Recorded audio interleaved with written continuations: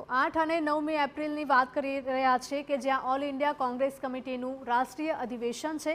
પ્રદેશ કોંગ્રેસ દ્વારા તૈયારીઓ તેજ કરવામાં આવી છે। 104 વર્ષ બાદ ઓલ ઇન્ડિયા કોંગ્રેસ કમિટીનું રાષ્ટ્રીય અધિવેશન અમદાવાદના આંગણે યોજાવા જઈ રહ્યું છે। ગુજરાત કોંગ્રેસ માટે આ ખૂબ મોટી જવાબદારી તો છે જ। આ સાથે સાથે જ આ અધિવેશન સાથે માત્ર ગુજરાત પ્રદેશ કોંગ્રેસની જ નહીં પરંતુ નેશનલ કોંગ્રેસ પણ ઘણી આશા બંધાયેલી રહી છે। આ સાથે જ કોંગ્રેસ આ વર્ષને સંગઠન વર્ષ તરીકે ઉજવી રહ્યું છે, ત્યારે અધિવેશનમાં સંગઠનને લઈને મહત્વના ઠરાવ થવાના સંકેત છે।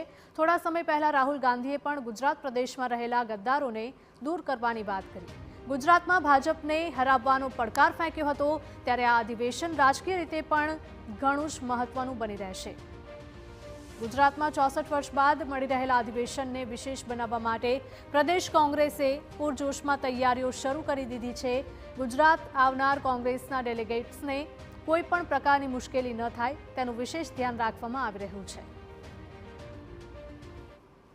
जवाबदारी आपी है कि समझो केरला है, तमिलनाडु है, आंध्र प्रदेश है कि मेनली तेलुगु है, कन्नड़ है, આવી બધી લેંગ્વેજમાં કેરલિયન લેંગ્વેજમાં પ્રોબ્લેમ થતા હોય છે, તો એના ત્યાંના કે જે ગુજરાતમાં આવીને વસ્યા છે, બંગાળમાં પણ બંગાલિયન્સ જે આવેલા છે, ગુજરાતમાં વસેલા છે, એમનો સંપર્ક કરીને ત્યાંના ડેલિગેટ્સની જવાબદારી અને સંપર્ક કરવાનું ટોટલ જે કોમ્યુનિકેટ પ્રદેશ કોંગ્રેસ સમિતિ તરફથી કરવાનું હતું એના માટેની તૈયારીઓ કરેલ છે।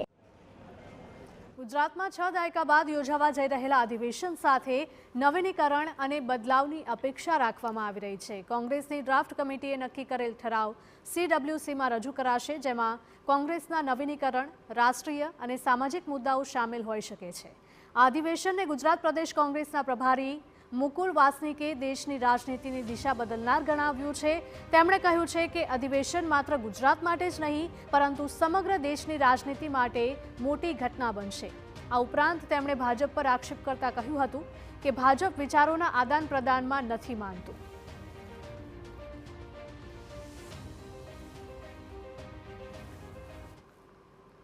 पार्टी ये विचारों के आदान प्रदान में विश्वास नहीं रखती, वो बैठकों में विश्वास नहीं रखती, वो संसद में विश्वास नहीं रखती, वो विधानसभाओं में विश्वास नहीं रखती, वो जिला परिषदों में, पंचायत समिति में विश्वास नहीं रखती। और इसका हम ये पिछले सालों में हम पूरा अच्छी तरह से देख रहे हैं। हम ये मानते हैं कि ये बैठक जो होने जा रही है कांग्रेस की, ये देश की राजनीति के लिए बहुत महत्वपूर्ण दिशा निर्धारित करने वाली है। છેલ્લે કર્ણાટકમાં મળેલ કોંગ્રેસના રાષ્ટ્રીય અધિવેશન સમયે જ આગામી અધિવેશન ગુજરાતમાં મળશે એ પ્રકારની જાહેરાત થઈ ચૂકી હતી અને એ પૂર્વે રાહુલ ગાંધી લોકસભામાં ભારતીય જનતા પાર્ટીને તેઓ ગુજરાતમાં હરાવશે એ પ્રકારની ચેલેન્જ આપી ચૂક્યા હતા। ત્યારે આ અધિવેશન રાજકીય રીતના પણ ખૂબ મહત્વનું પુરવાર થશે। પરિવર્તન અને નવીનીકરણની અપેક્ષા સાથે સાબરમતીના તટે મળવા જઈ રહેલ આ અધિવેશન સાથે જ કોંગ્રેસ એ પ્રકારની પણ અપેક્ષા રાખી રહી છે કે રાષ્ટ્રીય કોંગ્રેસમાં બદલાવ આવે અને એની શરૂઆત ગુજરાતથી થાય। ચાહે સંગઠનાત્મક બદલાવની વાત હોય કે પછી અન્ય તમામ બદલાવની વાત હોય, અને એ પ્રકારના કેટલાક ઠરાવો પણ આ અધિવેશન દરમિયાન થાય એ પ્રકારની શક્યતાઓ જોવાઈ રહી છે। કેમેરામેન નટવર પરમાર સાથે નરેન્દ્ર રાઠોડ, TV9